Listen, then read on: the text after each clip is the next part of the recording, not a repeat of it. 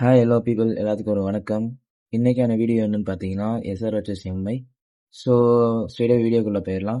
SRH அவங்க home கிரவுண்டில் ஆடுறாங்க ராஜீவ் காந்தி இன்டர்நேஷனல் ஸ்டேடியமில். ஸோ ஸ்ட்ரெயிட்டாகவே டாஸில் எம்ஐ வந்து டாஸ் வின் பண்ணி ஸ்ட்ரெயிட்டாகவே நாங்கள் பவுல் பண்ணுறோம் அப்படின்னு சொல்லிட்டாங்க. ஸோ போன மேட்ச் வந்து அவங்க பவுலிங் வந்து கொஞ்சம் ஒர்க் அவுட் ஆச்சு. ஸோ லாஸ்ட் 2 மேட்சும் அவங்க பவுலிங் வந்து நல்லா பண்ணியிருந்தாங்க, பவுலிங் ஃபர்ஸ்ட் எடுத்து. ஸோ இந்த மேட்ச்லாம் நாங்கள் பவுலிங் ஃபர்ஸ்ட் எடுத்துக்கிறோம் அப்படின்னு சொல்லிட்டு ஹர்ஷ் பாண்டியா சொன்னார். ஸோ ஃபர்ஸ்ட் ஓப்பனிங் இறங்கினா Travis head and Abhishek Sharma. So இந்த சீசன் கொஞ்சம் பேடாக தான் அமைஞ்சிருக்கு டிராவிஸ் ஹெட்டுக்கும் அபிஷேக் சர்மாக்கும். என்னதான் அந்த ஒரு மேட்ச் வந்து பிபிஎஸோட நல்ல ஒரு இன்னிங்ஸ் காட்டினாலும் ரெண்டு பேருமே, ஸோ ஸ்டில் அவங்க வந்து பேட் ஃபார்ம் வந்து இன்னும் ஸ்டில் கண்டினியூ ஆகுது. ஸோ அபிஷேக் சர்மா ஒரு 8 ரன்ல அவுட்டு, அதே டிராவிஸ் ஹெட்ல வந்து ஒரு டக் அவுட். இன்னைக்கு ட்ரெண்ட் போலோட சிங்கிள் வந்து செம்மையாக அவுட் ஆனார். இஷான் கிஷான் வந்து எப்பயும் போல் ஃபர்ஸ்ட் மேட்ச் கொடுத்த இன்டென்ட் தான், அதுக்கப்புறம் எந்த மேட்ச்லையும் இன்டென்ட் இல்லை. ஸோ அவரும் ஒரு ரன் அவுட்டு. நிதிஷ்குமார் ரெட்டி இன்னைக்கு வந்து ஒரு 2 ரன்ஸில். அப்புறம் வந்தாருங்க ஹென்ரிக் கிளாசன் வந்து ஒரு வேர்ல்ட் கிளாஸ் பிளேயர் வந்து ப்ரூவ் பண்ணியிருக்காரு. ஹென்ரிக் கிளாசனும் அன்கித் வர்மாவும் ஒரு செம்ம பார்ட்னர்ஷிப் பில்ட் பண்ணாங்க. என்னதான் ஒரு 4 விக்கெட்ஸ் போயிருந்தாலுமே இவங்க 2 பேரும் கொஞ்சம் வந்து நல்ல ஒரு ஸ்டேபிளாக ஆடிட்டு இருந்தாங்க. ஹென்ரிக் கிளாசன் என்னன்னாலும் ஒரு மாதிரி ஃபர்ஸ்ட் கியர் செகண்ட் கியர்னு கிளச்சில் வந்து சூப்பராக கொண்டு போயிட்டு இருந்தாரு மேட்சை.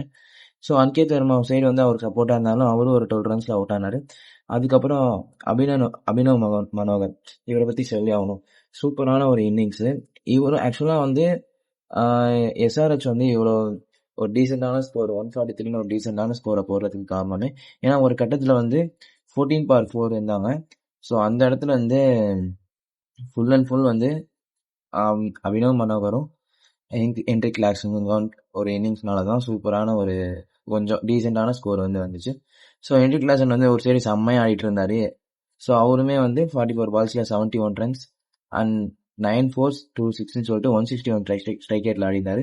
அபினவ் மனோகர் என்னதான் ஒரு ஸ்லோவாக ஒரு ஸ்டெடி இன்னிங்ஸ் ஆடிருந்தாலும் அவர்கிட்ட இருந்து ஒரு 3 6 2 4ன்னு வந்துச்சு. ஸோ பேட் கமின்ஸ் வந்து அவ்வளோவா கான்ட்ரிபியூட் பண்ண முடியல. ஹர்ஷல் பட்டேல் ஒரு ரன்ல இருந்தார். ஸோ 144 ஒரு டோட்டலில் வந்து நோக்கி எம்ஐ வந்து பேட்டிங் இறங்கினாங்க. ஸ்டார்டிங்கில் ரயன் விக்கெட்டனும் ரோஹித் சர்மாவும். ஸோ 2 பேருமே நல்ல ஒரு பயங்கரமான ஒரு ஸ்டார்ட் இருந்துச்சு 2 பேர்த்துலேருந்துமே. ஸோ ரோஹித் சர்மா போன மேட்ச் எங்கே விட்டாரோ அங்கேயே வந்து ஸ்டார்ட் பண்ணார். செம்மையான இன்னிங்ஸு, மனுஷன் பிரிச்சுட்டான் அப்படியே. ஒரு 3 6 8 4 152 ஸ்ட்ரைக் ரேட்டில் செம்மையான ஒரு ஆட்டம். பழைய ரோஹித் சர்மா மாதிரி அந்த பேட் ஸ்விங்கு எல்லாமே செம்மையாக இருந்துச்சு. ரயன் விக்கெட்டன் வந்து ஒரு 2 4ல் அவரும் அவுட் ஆனார். அதுக்கப்புறம் வில் ஜாக்ஸ் ஒரு ஆள் ஒரு முடிஞ்ச ஒரு 22. அங்கேருந்து அடுத்தது சூரியகுமார் யாதவ்.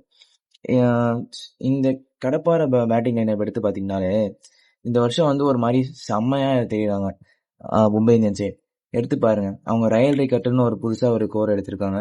அதே மாதிரி ரோஹித் சர்மா, வில் ஜாக்ஸ், சூரியகுமார் யாதவ், திலக் வர்மா, ஒரு மாதிரி இந்தியன் கோரில் இருக்க எல்லாமே இங்கே இருக்காங்க. சூப்பரான ஒரு லைனப்பு.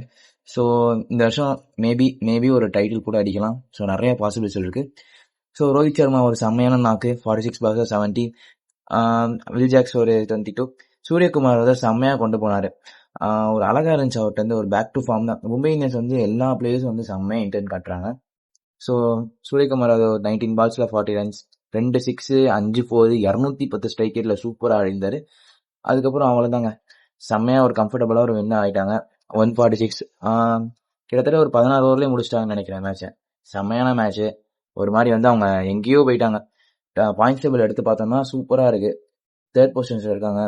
ஸோ ஒரு 2 வீக்ஸ் முன்னாடி பேசணும்னா சூப்பராக ஒரு Mumbai Indians out of tournament, Mumbai Indians வந்து அவ்வளோதான் கதை முடிஞ்சு அப்படின்னு சொல்லிட்டு இருக்காங்க எல்லாத்துக்குமே.